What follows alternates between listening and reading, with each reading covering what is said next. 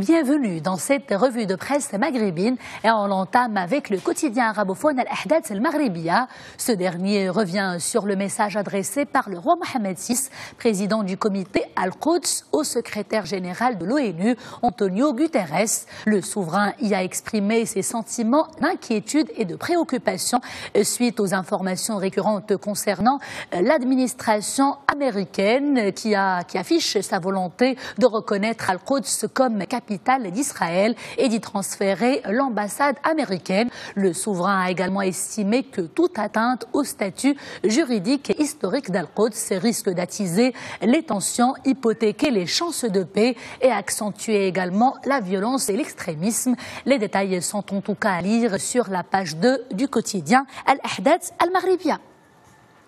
Le sujet est également abordé par le quotidien Aujourd'hui le Maroc. On y lit que lorsqu'il s'agit des lieux sacrés de l'islam, le Maroc fait toujours preuve de fermeté. Le quotidien revient quant à lui sur le message adressé par le souverain au président américain.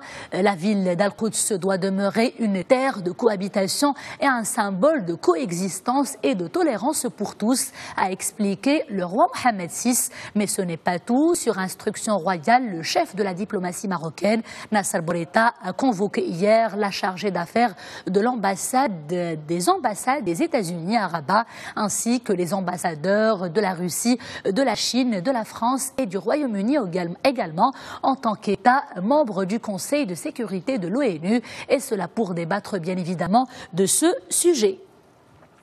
La presse algérienne s'intéresse largement ce jeudi à la visite du président français Emmanuel Macron en Algérie. À cette occasion, Macron a d'ailleurs accordé une interview à El Watan, une interview dans laquelle il livre sa vision de ce que devront être les relations entre Paris et Alger. Avec l'Algérie, la France doit construire un axe fort, un axe autour de la Méditerranée et qui se prolongera vers l'Afrique.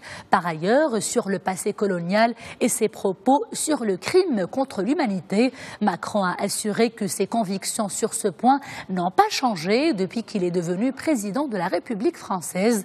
Sur le plan économique, il estime que beaucoup de freins à l'investissement existent toujours et il suggère à l'Algérie de s'ouvrir davantage.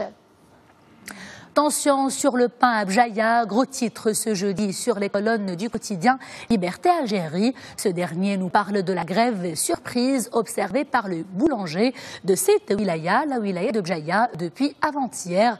Un mouvement de contestation qui a créé une vive tension sur le pain.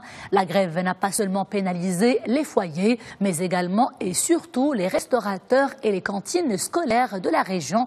Liberté Algérie propose en tout cas un reportage sur place sur ce sujet qui intéresse tous les Algériens bien évidemment. Le journaliste a constaté que les rares boulangers qui ont travaillé ont été pris d'assaut par des chaînes d'interminables de consommateurs afin de s'approvisionner en ce produit devenu tellement rare. Merci de votre attention et à demain.